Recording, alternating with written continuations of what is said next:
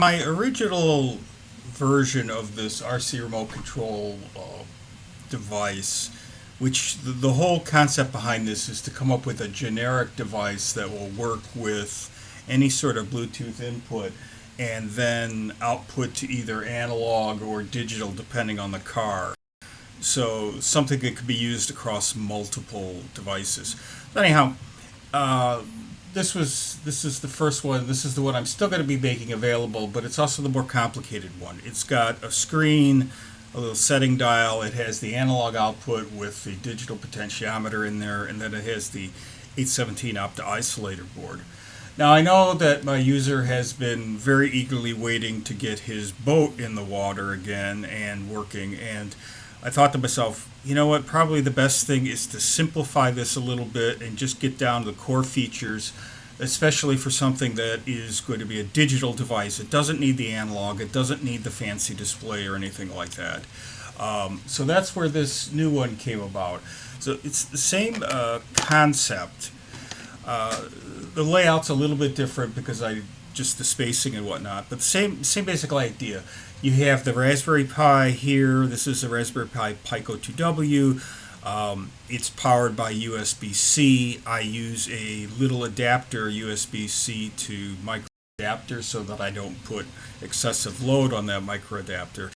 And then its outputs are connected to this opto isolator board, and this is what actually ends up switching on and off the remote, or in fact, it makes it simulates you moving the stick forward, back, left, or right. Now, previously, I had adapted his remote control to use the D9 cable to do this, and this was originally hooked to like a regular Atari joystick, Atari 2600 joystick, but we needed Bluetooth, so I used the same interface here, the same DE9, DB9 connection, so I didn't have to do anything new to this. Now, so this was already adapted, and then it comes into the new box, and it's got a D9 connector here, which is then connected to the outputs of the opto isolator. So these opto isolators completely separate out this side from this side. Now there is one tie-in to make usability easier, is I am feeding 9 volts through this DB9, 5 volts through this DB9 connector also.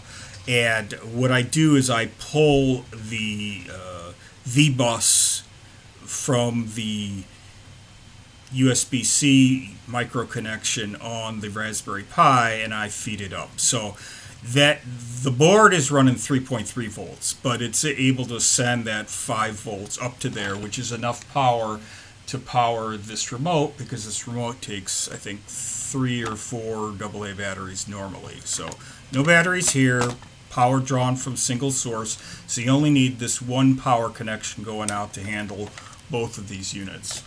And then what it does is it pairs to whatever device, and I have a joystick here that I use, a joystick as a mouse that has Bluetooth, and it has a battery in it, so I don't have to have it plugged into anything. It's got a little 300 milliamp hour battery in it.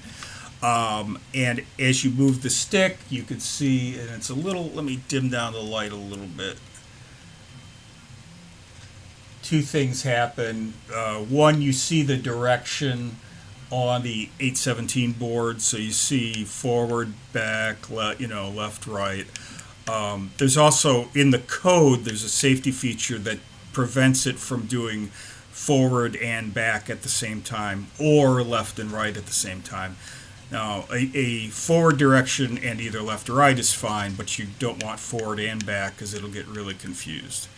The other thing lights up, I have this little orange LED here that lights up whenever it's doing the motors. There's a blue one that shows Bluetooth, and there's either an orange or a red that I'm using to indicate power, because there's no normal power indicator light on the Pico 2W.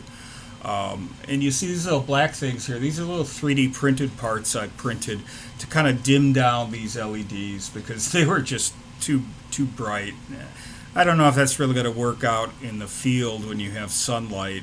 So if you can't see them, you can always pop off those little black covers. But it gives it I think, a cleaner look there, more focused. So you can see how it lights up when moving the stick around. So this is in pretty good shape since this is all digital. It's either on or it's off.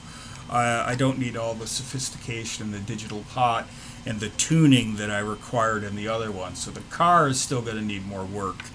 But I think for pure digital cars, whether it's digital devices, whether it's a boat, this little fishing boat, or a remote control car that is not proportional or analog, this sort of setup will work.